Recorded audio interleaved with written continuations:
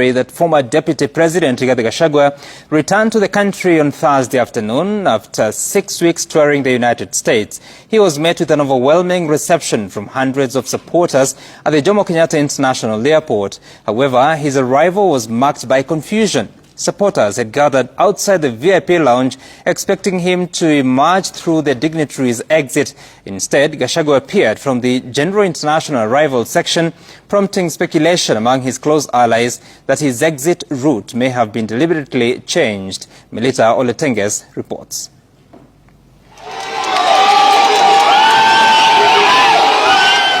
It was a turbulent touchdown for Rigathi Gachagua at the Jomo Kenyatta International Airport. Arriving at around 2 p.m., engulfed by a surging crowd of supporters, his signature cowboy hat tumbling off repeatedly in the push and shove.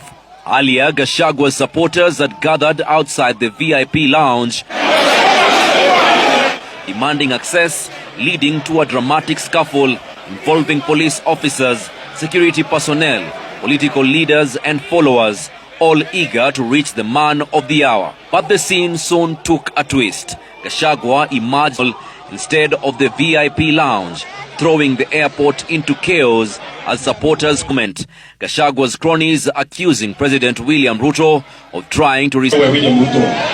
Where William Ruto? Where William? Siku ya kifo ya nyani ikifika, miti yote inafanya nini? Despite the anticipation, Gachagua did not address his supporters at the airport. Earlier, however, he had declared that he had cut short his US trip to focus on by-elections slated for November 27th, and that he would return to America next year. Tuko na by-elections ambazo zinakuja tarehe 27. Tunataka tuaibishe hii serikali ya UDA isipate kiti hata moja. Mtasimama na sisi? Mtasimama na sisi? Gachagua's remarks made while abroad have stirred political tensions. He accused President Ruto of colluding with militia elements and even urging the United States to condemn the current administration over alleged corruption. Security agencies have since summoned him to record a statement regarding those utterances, a call he has so far declined to honor. Staying with that story, scores were injured as Gachagua supporters clashed with armed goons who attempted to disrupt the procession from the Jomo Kenyatta International Airport. A group of armed youth attacked the convoy shortly after Gachagua left the airport. Armed with stones and crude weapons, the goons pelted the DCP leaders with stones, injuring several people and damaging vehicles. Citizen TV's Ben Kirui was there. What was meant to be a triumphant political homecoming for DCP party leader Rigathi Gachagua quickly descended into chaos and violence, disrupting planned celebrations and forcing the cancellation of a scheduled stopovers and a rally to address supporters. Tensions began to simmer even before Gachagua's arrival, as groups of youth, some arriving on motorbikes and others ferried in buses, began arriving at the airport. The youth appeared organized and intent on disrupting the procession. Moments after Gachagua's convoy left the airport, violence erupted. The youth began hurling stones at vehicles in the procession, damaging cars and injuring several people, including leaders and supporters. What began as a peaceful procession quickly turned into a scene of panic and disorder. The attacks unfolded in full view of police officers deployed to maintain security. Little was done to quell the violence or protect those under attack. The unrest forced Gachagua to cut short his procession and abandon plans to address a rally at Kamukunji, where he was expected to speak to his supporters. He immediately changed cars and drove off, leaving leaders who were accompanying him to address the supporters.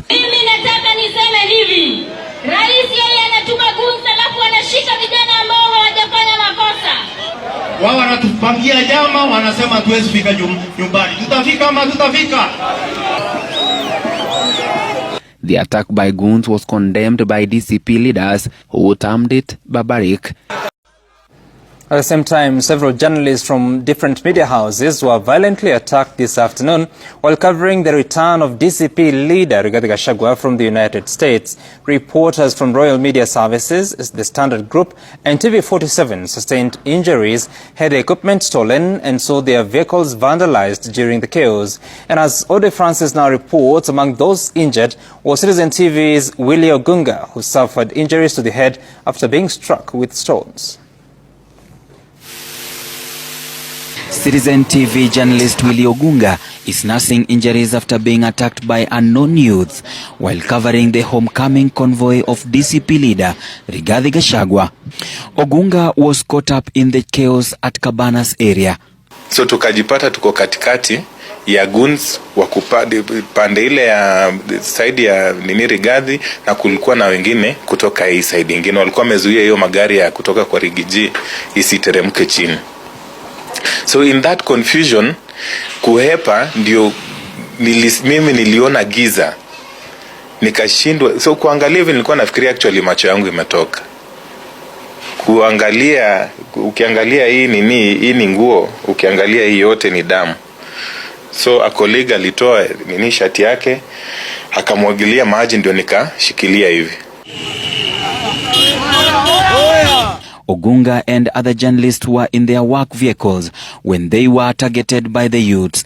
TV47 reporters Jones Nganga, Eric Kioko and Mike Kagwongo also sustained injuries during the incident. Meanwhile, Standard Media Services had equipment stolen and vehicles vandalized in the chaos. Nilichoona ni kidonda ambacho ni approximately 4 centimeters by 6 centimeters. So tumeweza kumshona.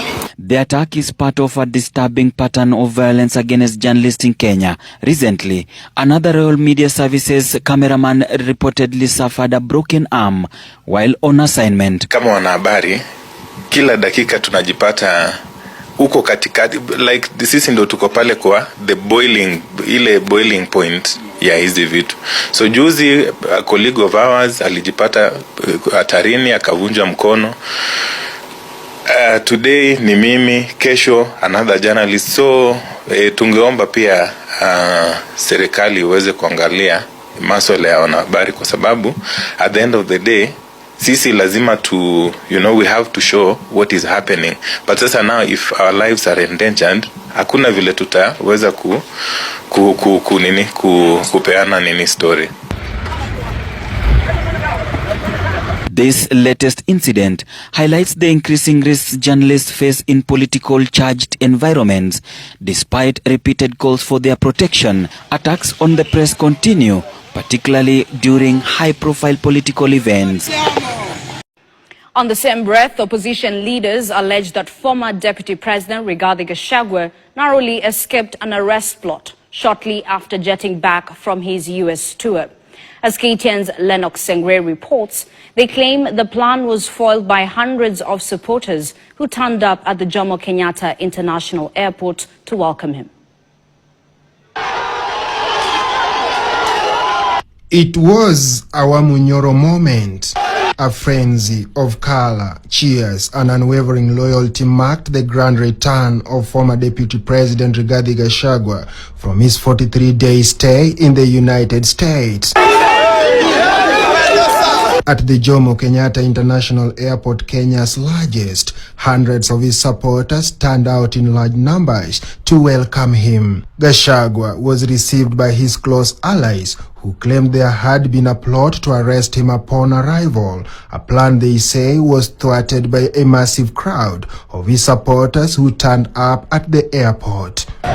Wameleta askari 182 wakamata ya kushuka kwa ndege, lakini wananchi wamekataa.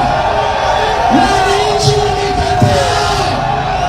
Mtasimama na Rigathi Gachagua.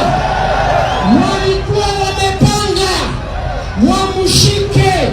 Malala-led luminaries maintained that the presence of Gachagua's supporters disrupted the alleged plot. Leaders present accused the government of attempting to instill fear and silence dissenting voices. Anasema watu ni mafisadi, lakini yeye ni mfisadi kabisa. Anasema watu ni wezi na yeye ni mwizi kabisa. Niwaambie kwamba ni wanta mama vipi? Harambe! Harambe! Sasa tumeelewana watu wa Nairobi. Rigathi Gachagua ameshukuru nyinyi sana. Wakati tulikuwa pale airport, ametumiwa askari zaidi ya 200 wakuja wamshike.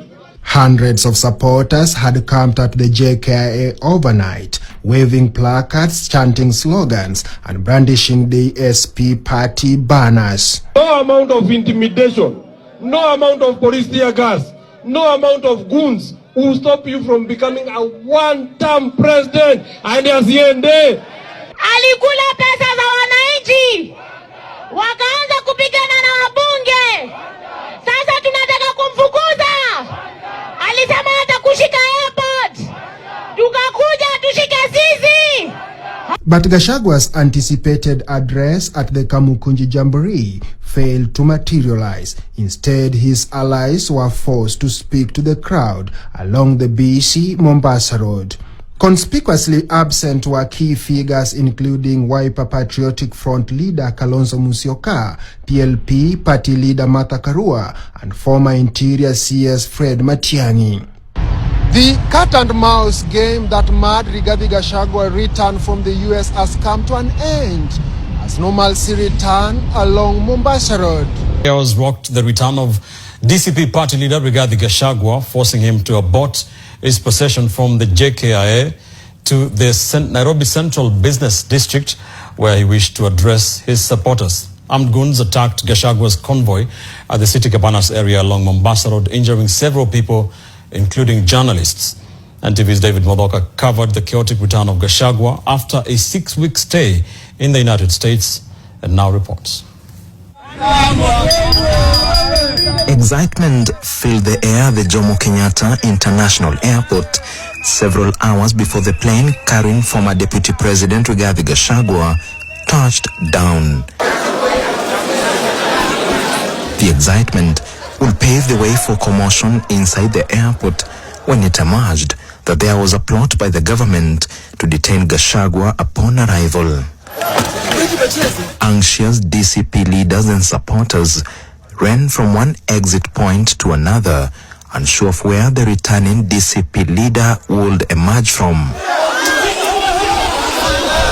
At the VIP section, a confrontation ensued between the leaders, DCP supporters, and what appeared to be security officers in plain clothes, and minutes later, Gachagua emerged surrounded by his supporters, who walked him to a waiting vehicle. This marked the beginning of the procession to the Nairobi CBD as earlier announced, Gachagua leading, DCP leaders flanking him, and their supporters in tow, some on motorbikes and others on foot. Songs, chants, and slogans bearing the one-term message gave the march a much-needed motivation as it maneuvered the busy Mombasa Road towards the heart of Nairobi. Things will turn ugly at the City Cabanas area when waiting goons armed with stones attacked the convoy. Efforts by Gachagua's supporters to counter the attack proved futile as the goons rained terror on anyone and everyone, including Citizen TV videographer Wilberforce Ogonga. Earlier, the goons had also attacked another team of journalists from Cape Media's TV47, among them Mike Kagwongo and Jones Nganga, and took away their phones and camera. The DCP convoy had to force its way through barricades of stones that had been placed on the highway, where unlucky motorists helplessly saw their windshields smashed and tires deflated under a torrent of stones and on burning used tires. Realizing that another barricade of police officers that was receiving on-time intel from this hovering police helicopter was waiting for the convoy at the Nyayo roundabout, the DCP leaders had to improvise, and fast running out of options, chose to address their supporters at the middle of the highway just before Ole Sereni, where they condemned the violence. Wewe, Your Excellency the President wa Kenya, Leo, you need to know you have no moral authority to address this nation on matters terrorism. You have no moral authority to address this nation on matters corruption. Niambie huyu William Samoei Ruto anasema watu ni wafisadi, lakini yeye ni mfisadi kabisa. Anasema watu ni wezi na yeye ni mwizi kabisa. They however say they will not bow to intimidation. Wewe William Ruto wewe. Wewe William Ruto wewe. Wewe umetuzoea wewe. Hiyo nguvu William Ruto unafikiria uko nayo. Sisi ndio tulichagua wewe. Na kama tulikufanya rais, tunaweza kufanya raia. Ni kweli au si kweli? Ati William Ruto anasema yeye ni two term. Yeye ni two term kweli? William Ruto ni nini? Conspicuously missing at this moment was Gachagua, raising questions on whether he had been secretly transferred to another vehicle after the Cabanas melee.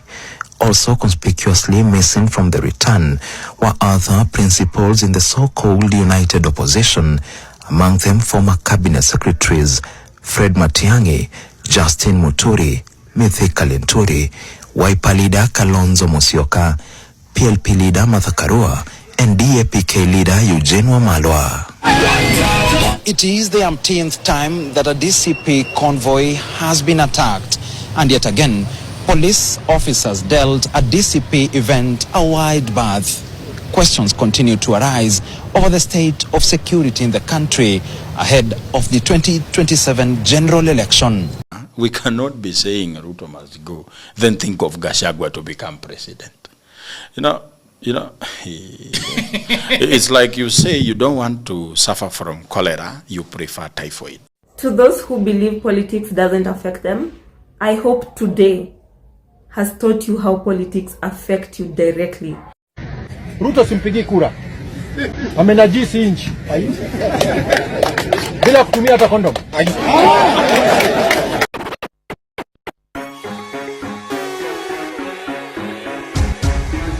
This is Selector Dede. Wanadhani ya si bongo lala, ikikupita we bongo lala, na walosema jana iwezi fika leo, tuko ground tunasoja.